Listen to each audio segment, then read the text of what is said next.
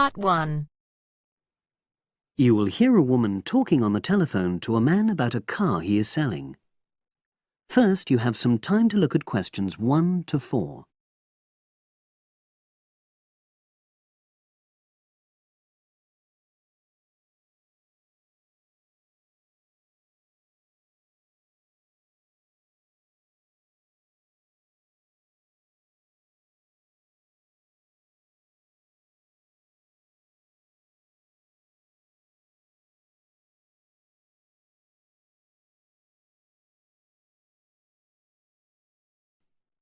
Now we shall begin. You should answer the questions as you listen, because you will not hear the recording a second time. Listen carefully and answer questions 1 to 4.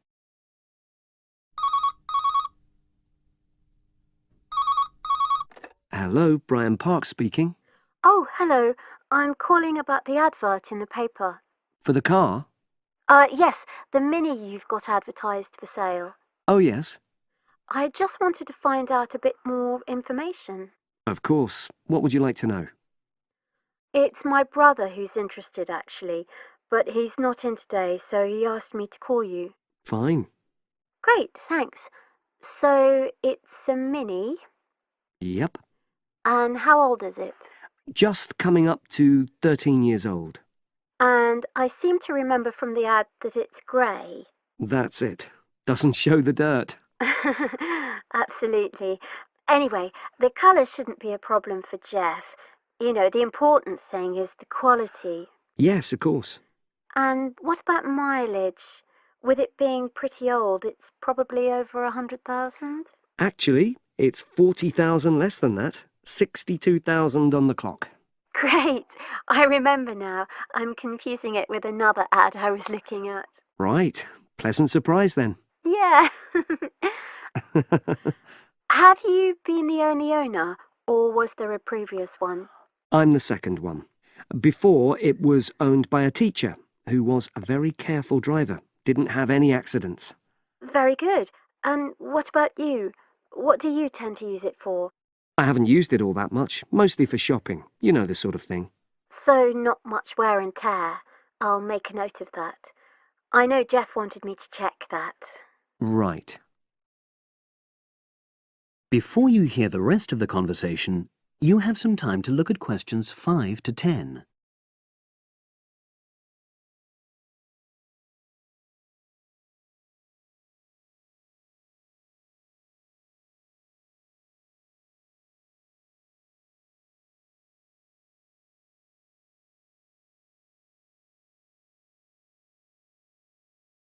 Now listen and answer questions 5 to 10. Now, about the price, I see you've got it down as £1,250. I'm not sure Jeff will be able to come up with that amount. In the ad, I did say 1,250 or nearest offer. So would you be prepared to go down to 1,000? That's really too low, I'm afraid. 1,100? I might be able to go to that. OK, I'll make a note of that. What about tax? Is it due soon? Got another 5 months before it's due. Oh, that's a real plus, yes. I'll make a note of that. OK. Now, you say it's in good condition.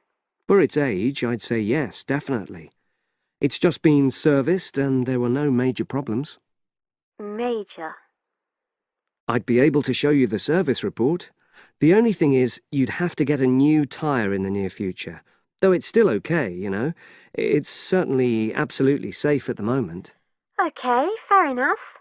Yes, I understand. And the garage also mentioned that one headlight could probably do with replacing. They think there's a fault there, you know, intermittent. Well, we'd obviously look at all the documents, but that sounds very straightforward. Of course. I've got all the service documents up to date and you can look at those.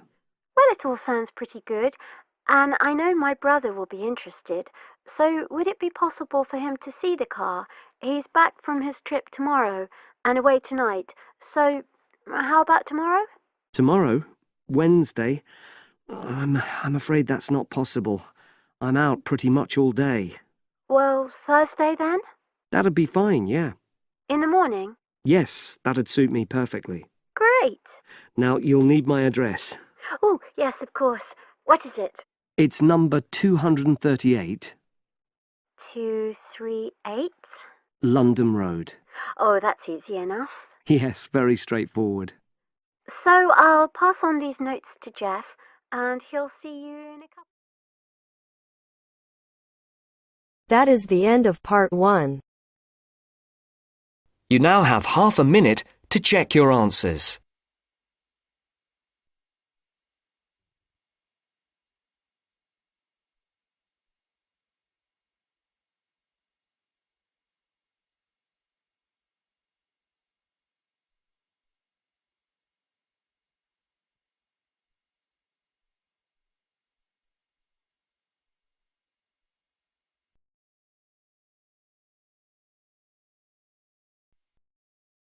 Now turns to part 2.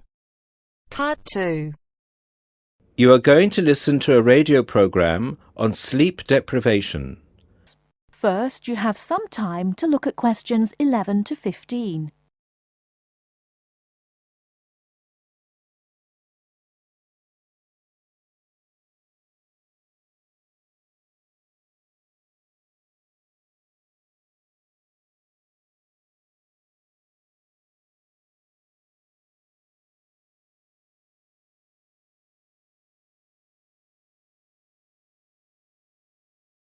Now, listen carefully and answer questions 11 to 15.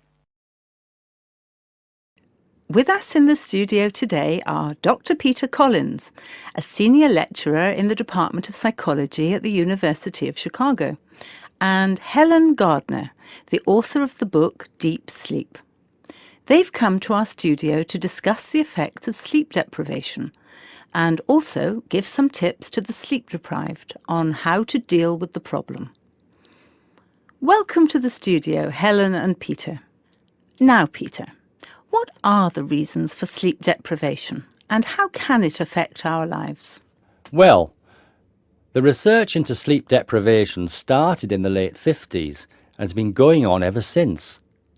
Many researchers link sleep deprivation with electricity, television and computers, which have enabled humans to work 24/7. Before electricity was invented, people's body clocks were synchronized with the sun's schedule, and the average time they spent sleeping was 8 to 9 hours a night. By 1975, that average was down to 7 hours, and today 1/3 of us sleep less than 6 hours a day. This leads to a condition called chronic sleep deprivation, which basically means going for extended periods of time with less sleep than your body needs. Chronic sleep deprivation can cause a variety of physical and psychological problems. At its most basic level, loss of sleep can make us more irritable and less efficient, and can affect long-term memory and concentration, which can result in more accidents. According to the latest research into sleep deprivation is the main reason for 3% of plane crashes, 10% of domestic accidents, 20% of accidents at work, and 45% of all traffic accidents. Research into the physical effects of chronic sleep deprivation suggests more serious and significant long-term complications. Research from my university, the University of Chicago, has shown that sleep deprivation interferes with how the human body regulates insulin and sugar metabolism, which can increase the risk of diabetes. People who are sleep deprived have weakened immune systems and are more prone to viruses and other kinds of infections. People who don't get enough sleep have cognitive problems or difficulties processing and assimilating new information. Lack of sleep affects long-term memory and slows down such abilities as judgment and reaction times. Some researchers link sleep deprivation with obesity, indicating that sleep disorders and eating disorders are often linked. Before you hear the rest of the talk, you have some time to look at questions 16 to 20.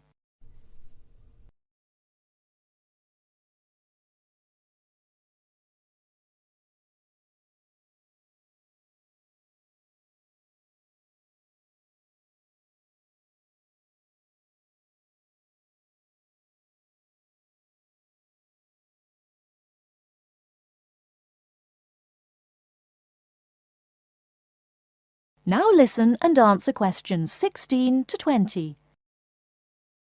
Helen, you've done a fair amount of research for your recent book on helping people deal with sleeping problems.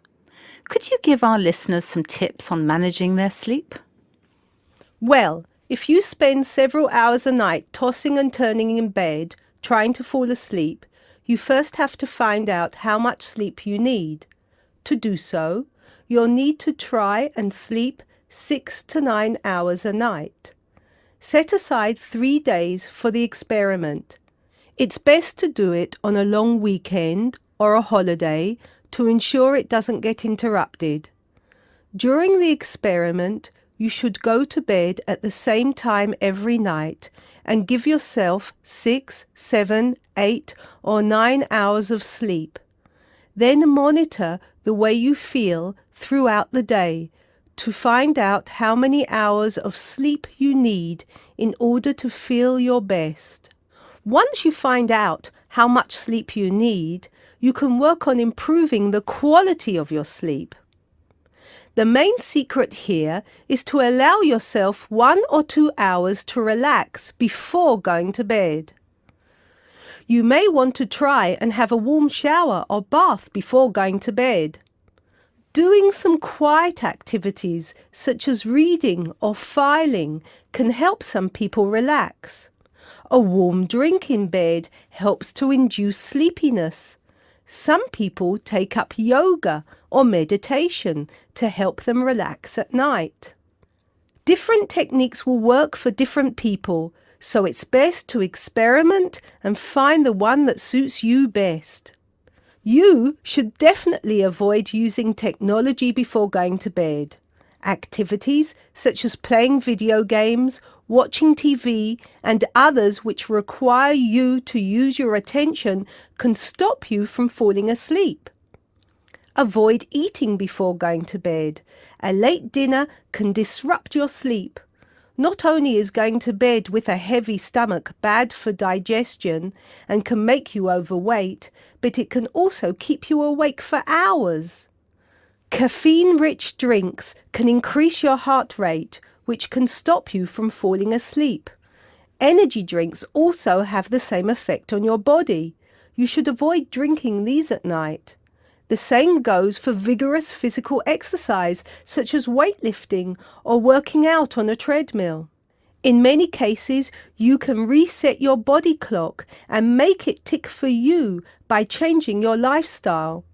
If your sleep deprivation is severe, it's always best to seek professional advice and get an appointment with your doctor, who might prescribe you sleeping pills. Thank you, Helen. We'll be back after the break and we'll be answering questions we've received from our listeners.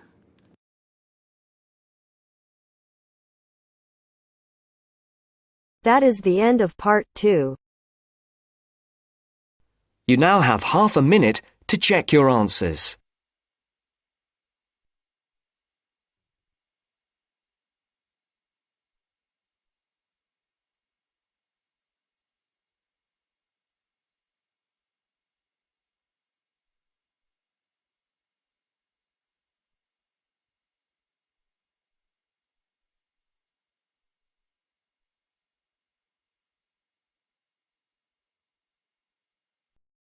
Now turns to part 3.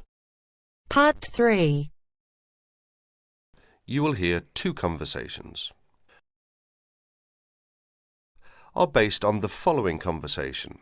The answer should be appropriate to the content of this conversation. First, you have some time to look at questions 21 to 25.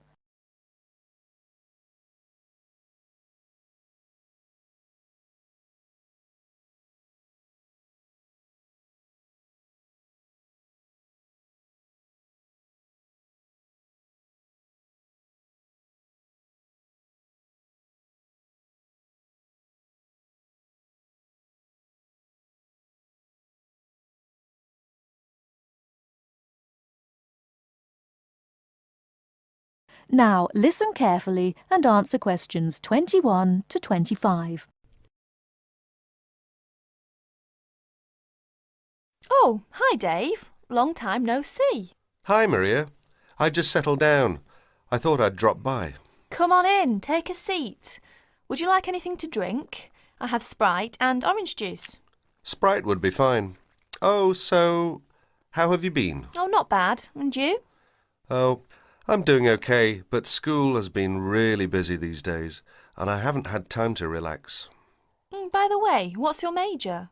Hotel management. Well, what do you want to do once you graduate? I haven't decided for sure, but I think I'd like to work for a hotel or travel agency in this area. How about you? Well, when I first started college, I wanted to major in French, but I realised I might have a hard time finding a job using the language, so I changed my major to computer science. With the right skills, landing a job in the computer industry shouldn't be too difficult. So, do you have a part-time job to support yourself through school? Well, fortunately for me, I received a 4-year academic scholarship that pays for all of my tuition and books. Wow, that's great. Yeah, how about you? Are you working your way through school? Yeah, I work 3 times a week at a restaurant near campus. Oh, what do you do there? I'm a cook. How do you like your job? It's okay. The other workers are friendly and the pay isn't bad. Before you hear the rest of the talk, you have some time to look at questions 26 to 30.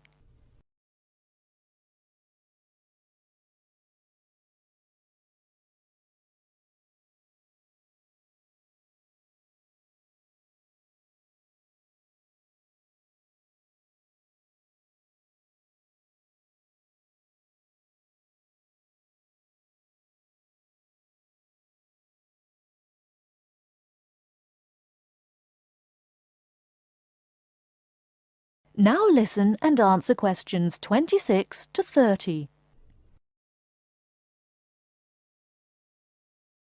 Several days later, Dave and Maria met on campus.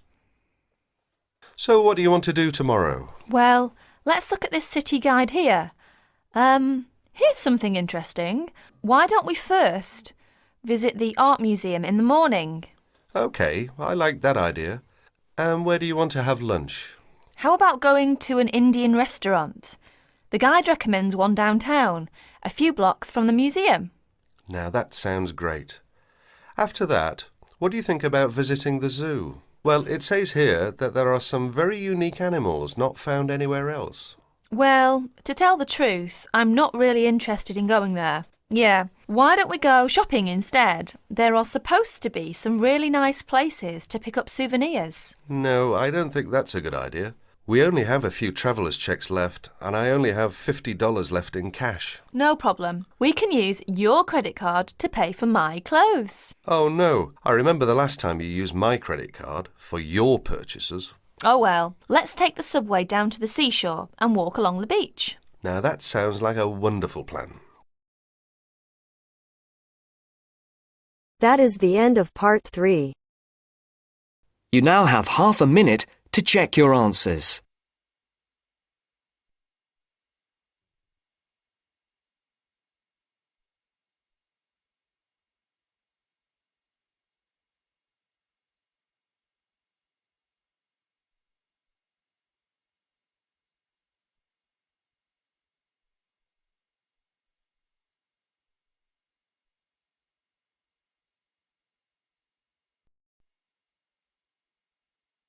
Now turns to part 4. Part 4. First, you have some time to look at questions 31 to 40.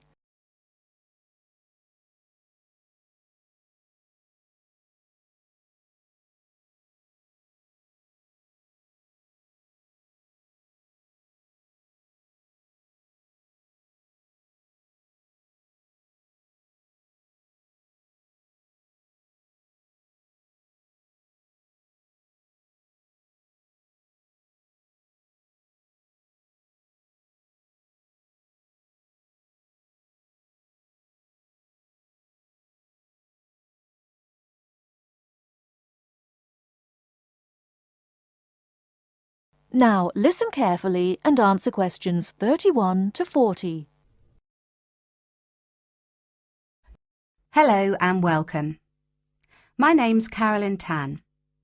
Just as there are a great number of different courses and places to study here, the teaching methods used and the skills you need will vary, depending on the subject you study and the college or university you attend.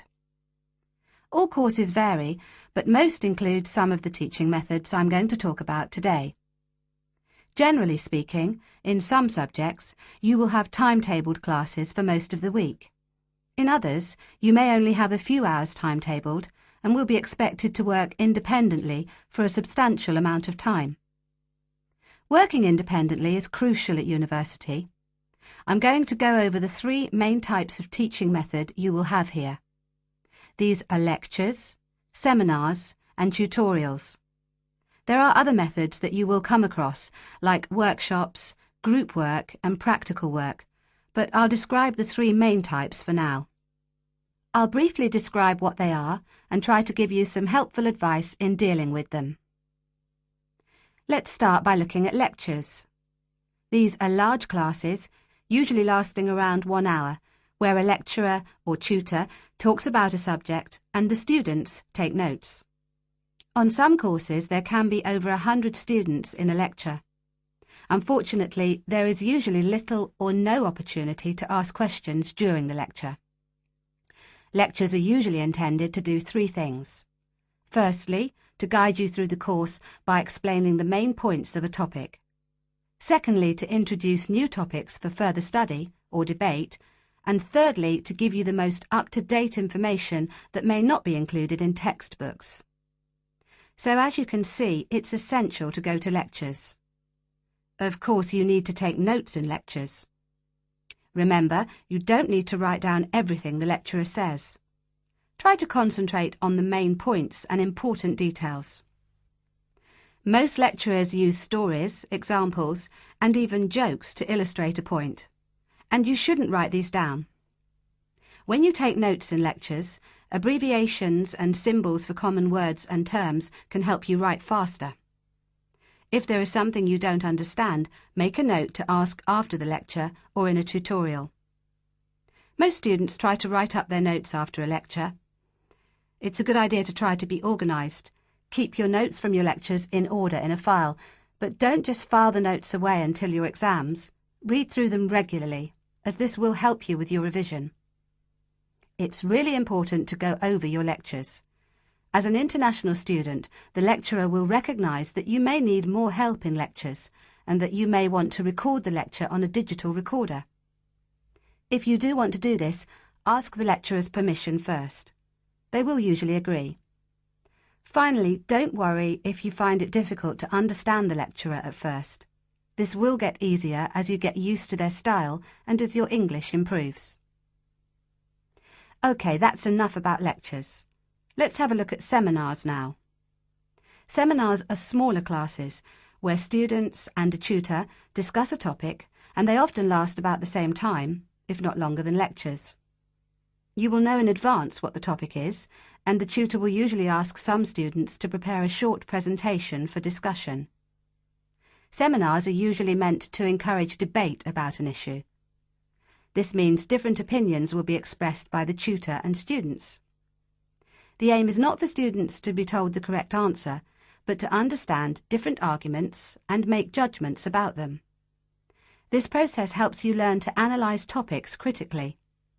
Some international students find that seminars can be a bit frightening, especially if they're not used to this kind of teaching.